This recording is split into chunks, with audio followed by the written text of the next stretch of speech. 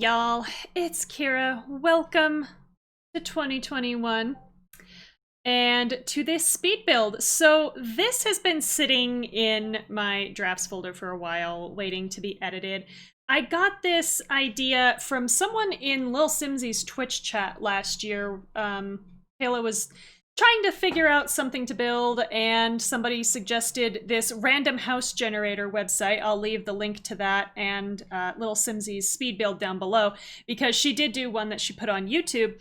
And so basically you go on this website and it just generates you a random house. It's probably more for like storytelling or D&D or something like that, where you just need like a scene set for you immediately. And the scene that I got, I'll read it off for you. This tiny house has a quaint atmosphere and is in good condition.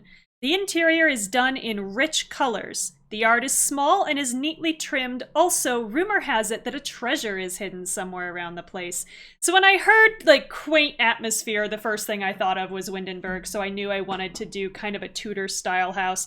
And I wanted it to be a tiny home, because again, when I think of quaint, I think of a pretty small house. So I spent a lot of time fiddling with the roofs on this, trying to get them to look the way I wanted. And in fact, you'll notice in the screenshots, it still looks different from what it looks like at the end of this speed build.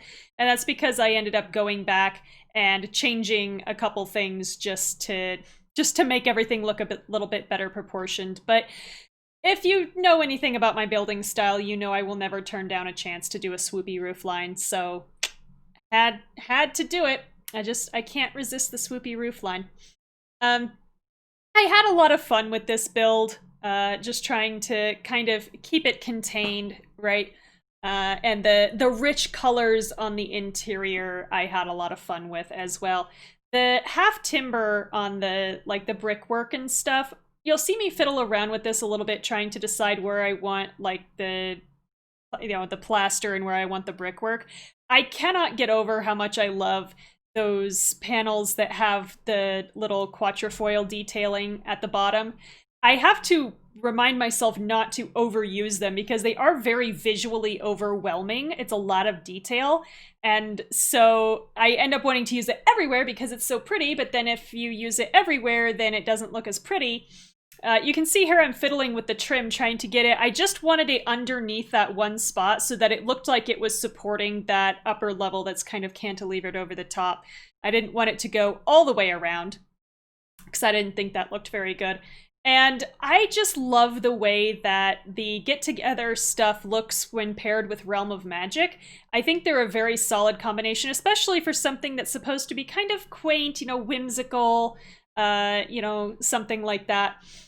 I just think they look so good together. So I wanted to find a place to use that stuff, and I end up using this little window, the little round window, as well as that front door, and these little side windows too.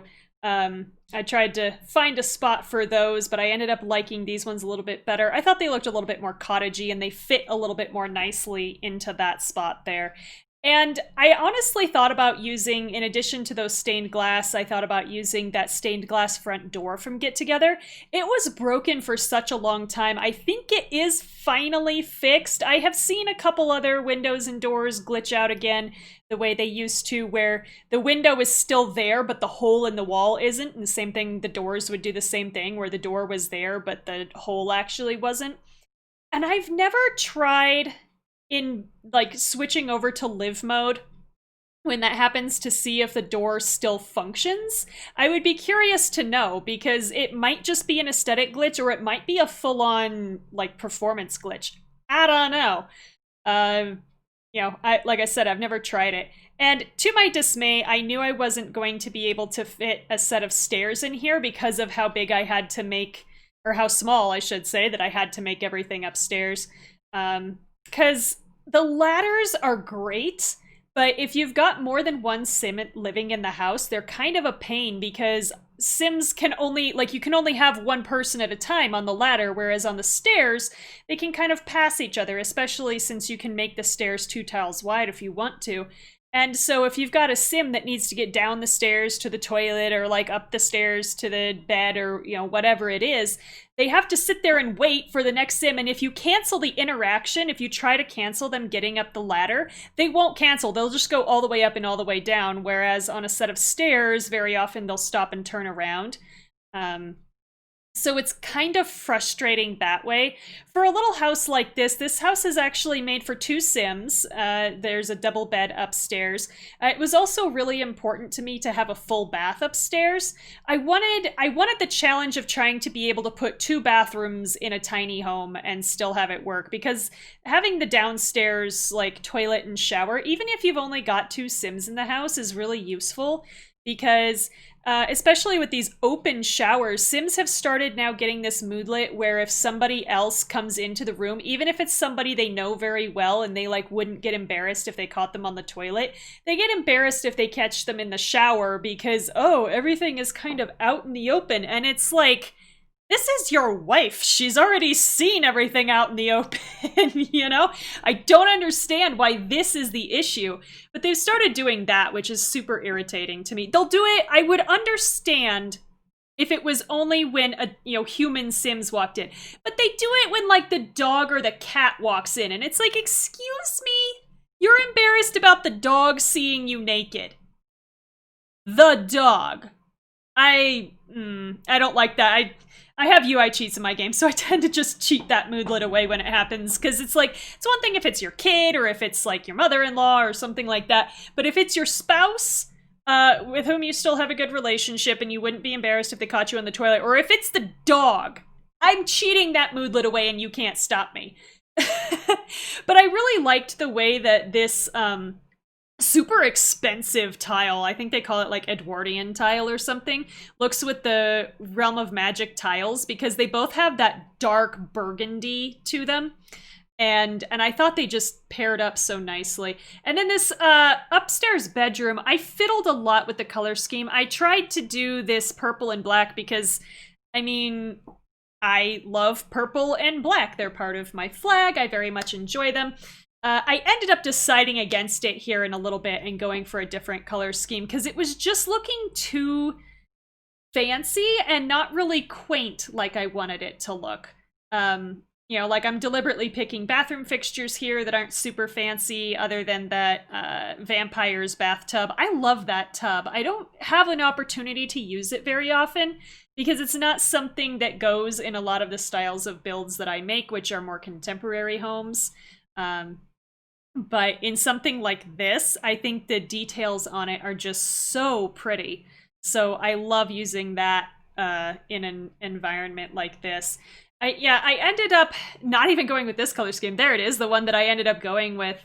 You'll see me back and forth a little bit, but I come back to it with this like cream, like dark cream, and the red I ended up going with. I thought it looked really striking. And the swatches on that bed is from Cats and Dogs, and honestly, that gray wood isn't too far off from these end tables from Get Together, which surprised me because we all know Sims 4 has never heard of matching swatches, so...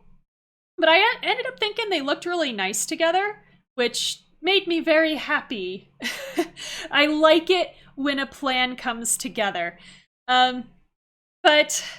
yeah, this build, like I said, I did it a while ago. I have been struggling to try to get content out. I've been streaming a little bit more, so like I did an extra long stream on Christmas and another one on New Year's, because I stream on Fridays over on Twitch. And so since Christmas Day and New Year's Day were both on Fridays, and of course, I wasn't going anywhere, I ended up streaming long streams, and we did some Sims builds, and we did some Twitch Sings on Christmas, because Twitch Sings, of course, is no longer supported. It has been deactivated by Twitch because they didn't get enough players, and it's like, well, most of your arrangements were lousy, and our VODs were still getting muted even though we were playing your game that you supposedly had licenses for all these songs for, so... I don't know what you want us to do at that point. That was honestly the most frustrating thing about that game was that posting, like just having your VOD up, it would get instantly muted the second you stop the stream because you're getting copyright claimed on something that is Twitch's responsibility to license. Like, I understand when it's music that's in a Twitch game, when it's in just, a standard game, like Life is Strange or something like that, where they put licensed music in the game. Alright, fine. I understand that just because I have the license to play the game does not mean I have the license to stream the song, even though nobody goes to Twitch to, record a song off it like it's a freaking 1980s radio station. No one is making mixtapes anymore, record companies. That is not how we're getting our music. Whatever. Anyway, but Twitch was supposed to have purchased music rights to these songs, or at least these arrangements of these songs, and so I always joked that, you got muted if you were on key, basically. Because they did change the keys of some of the songs to some of them, supposedly to make it easier for people to sing. So, especially if it was a Disney song where the singer was particularly high-pitched, they would lower it down because, there's no people with high-pitched voices playing this game. And it's like, yeah, there is, and people like me who can't, I can't make my voice go very high for singing. I have a lot easier time going lower in register than I do high. It's I just sing songs that are sung by guys most of the time. And it's fine, especially since I usually get to make them gay. That was my favorite thing to do with Twitch things, because I'm not a great singer. I do okay depending on what song it is, but I was never actually taught how to sing. The best singing classes that I ever had were when I was doing Twitch Sings, because my mod Risa, who also has a channel on YouTube, Risa Kroll Sims, that you should go follow because they do a lot of building, and if you like my style, you'll probably like Risa's style. But Risa is a very good singer. They were actually, they had singing lessons when they were young and so forth. And so I would not be able to hit a note like a high note, and they're in my chat going, try thinking of it this way, try opening your mouth more, try doing this. So that's the only voice lessons I've ever had. I had choir class when I was in middle school. I did 1 year of choir class, but that wasn't really voice training. That was just trying to teach a bunch of middle schoolers how to kind of stay on key as a group.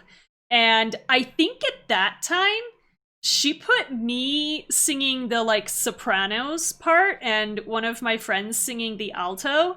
And now that we've grown up and our voices have kind of settled into where they're going to be, I am definitely the alto and she is definitely closer to soprano, which I think is very funny. She's definitely not full soprano by any means, but she's a higher pitch than I am. She could sing Part of Your World from The Little Mermaid, and I can sing Poor Unfortunate Souls. That's the difference. But you can see here in the backyard now, I'm starting to do that treasure, a treasure hidden somewhere around the place. I originally wanted to make it buried, so I was going to make a basement over there and just put a ladder down into it and then kind of hide the ladder with foliage so it wasn't super obvious, but that would have taken it out of tiny home and into small home status, and small home really doesn't give you anything. It gives you that feeling fine all the time moodlet, which is honestly a nerf more than a boon. It does not, you don't get any skill boosts from being fine. It's the state where you just don't get anything. You're neutral. So it's really odd to me that they consider that a buff when it's really not. And then I think your bills are just a tiny bit lower because you're, a smaller home on the lot. But I didn't want to just, ruin the tiny home benefits by doing that. So I just was well, I'll just hide them with some foliage. So you'll see me go back and do that later. But also this small and neatly kept yard. Again, because I'm in Windenburg, because it's, this kind of Tudor cottage style, I was going to put a bunch of plants. These irises these are from Romantic Gardens stuff. They honestly are too small if they're at their regular size. So I always like to size them up just one, because then they actually look like irises. The irises that I grew up with, my grandmother had some and we had some for a little while, were always quite big. And at the regular size for these irises, especially when they're yellow, really to me, they look a little bit more like daffodils, which is good if you want daffodils, but that wasn't what I wanted. I wanted irises. So also keep in mind for the screenshots, my terrain paint glitched. It's still happening when I loaded back into this lot with a sim in order to go into live mode. And so the terrain paint throughout is going to look pretty different because I kind of just went in and slapped some terrain paint down and called it good. I also, to put the even more treasures in here, I had those gold bars and that was good enough, but I also liked the idea of having some of the Salvadorian artifacts. So I just grabbed, you can grab rooms off the gallery people have put the artifacts in and put them in that way.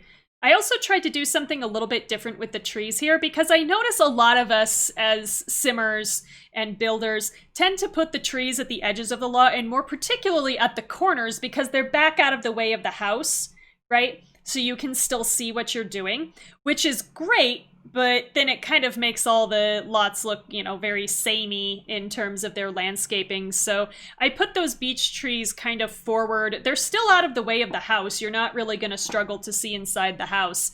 But I thought it made the lot look a little bit more interesting. Camouflage is more where the edge of the lot is, because otherwise it's like, yep, that's where the edge of the lot is. You can tell because that's where all the trees are. So I'm just trying to kind of mix that up a little bit, but we are coming up towards the end of the video now, so thank you so much for watching.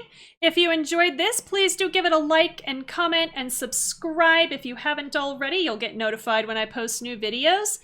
So yeah, enjoy whatever it is you do between now and my next video. Catch you later.